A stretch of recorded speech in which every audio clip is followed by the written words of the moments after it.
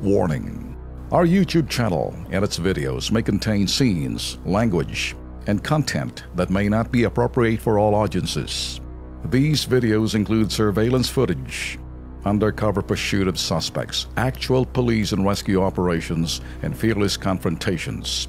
If you do not approve of the content, please do not watch our videos. If you wish to continue, we strongly advise that you proceed with caution. Viewers' discretion is advised.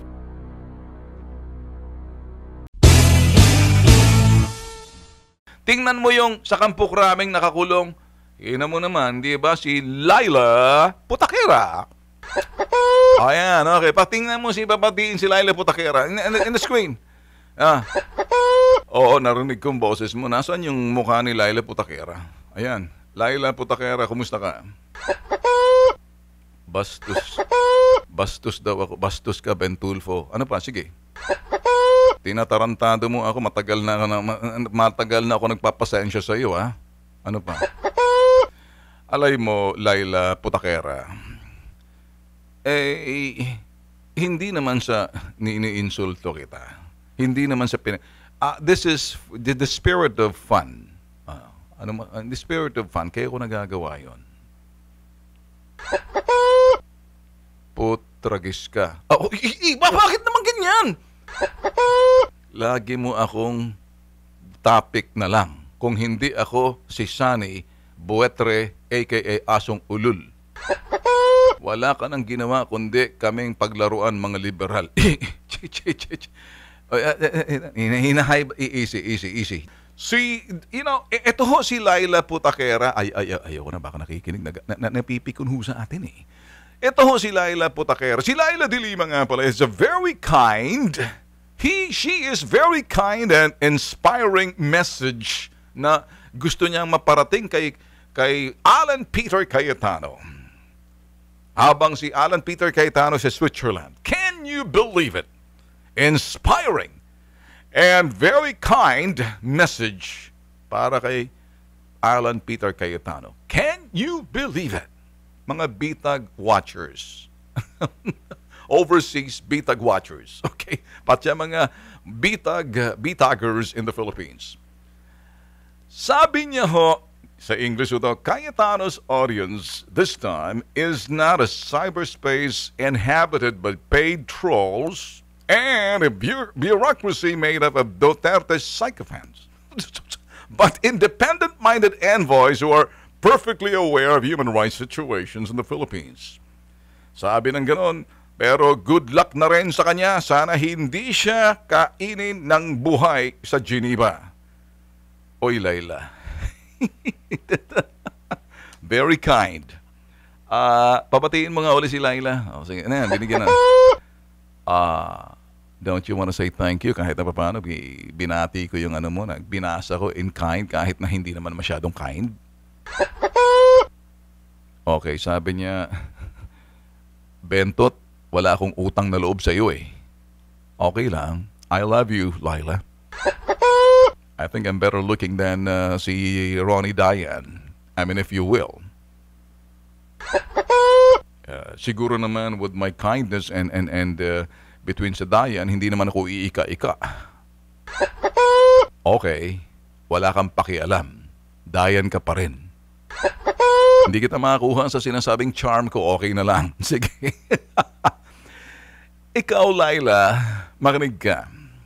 Anong palagay mo yung mga tao dyan, mamamayan ng Geneva, mga cannibals, nakakainin si Alan Peter Cayetano, mahilig sila kumain ng tao? Yung bang ibig mong sabihin?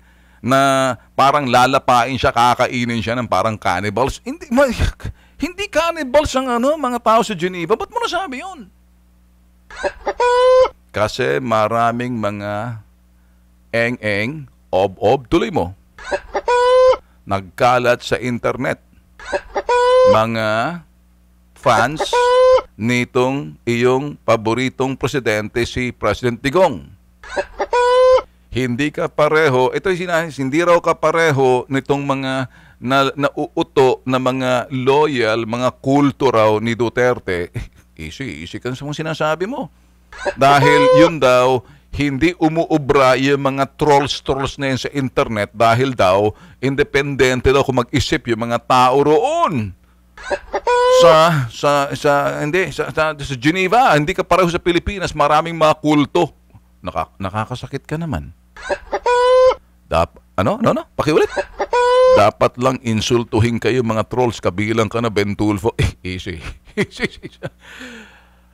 Nung kayo marami pa noon, Laila, nung kayo'y talagang nakaupo sa pwesto, makinig ka, lalo-lalo yung not pa na tropa ninyo, sa dami noon, ang tawag sa inyo trolls. Ngayon, dahil bumaliktad niyang tao, nagsawa dun sa kakaginawa nitong si Pinoy, yung sinot pa. Ngayon, bumaliktad ang mundo, tawag niyo sa amin trolls, kasama na ako. Ako nung araw, wala akong pakialam sa trolls. In fact, ako nga sinusundan ng sinasabing mga trolls ninyong dilaw. Binabanatan ako. Of course, may marami rin followers ang bitag doon sa aking mga pinagagawa. Dahil ala akong kinikilingan. Nagkataon lang na sa katuparan, at napakita ng kasalukuyang administrasyon, nananawa yung mga tao sa ginagawa ng mga dilaw na kawalang hiyaan, kakapal ng mukha. Ito yung sinasabing, ito naman, kayo yung mukha ng katiwalian at kapabayaan noon. Di ba? Kasama ka noon. Sabi mo? Ikaw lang ang bukod tanging nag-rage sa Muntinlupa. At marami kang nakitang mga droga. Ano naman yung sinabi ni Kulangko? Anong sinabi ni Dayan? Anong sinabi ng mga security mo, ng mga boyfriend mo noon? Di ba? Anong sabi? Pumupunta, kumuha ka raw doon. Totoo ba yun? Walang kasinungalingan yan. Alright, sige. Okay, I rest my case. Okay, sinabi na ho natin mga boss. Insulto. Kaya natutuwa raw itong si Laila de Lima na matututo raw ito si Alan Peter Cayetano at sabi niya, hindi mo kayang lukuhin yung mga taga Switzerland na yung mga trolls at mga kulto ni Duterte at mga kulto kasama yung mga Tulfo na yan, mga kasama sa kulto, iisi, patin mo, bakit naman kami sa kulto? Na kung mga sip-sip kay Digong, akala nyo maluloko nyo, hindi po pwede yan. Sus Mariosep, ano tong?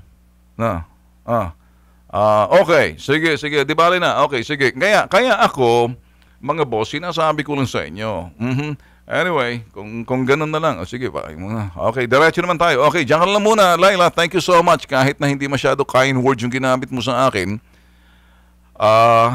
I love you too. Sana matutunan mo rin akong mahalin tulad ng pagmahal mo kay Ronnie Dayan. Kaya lang ako hindi... Ano?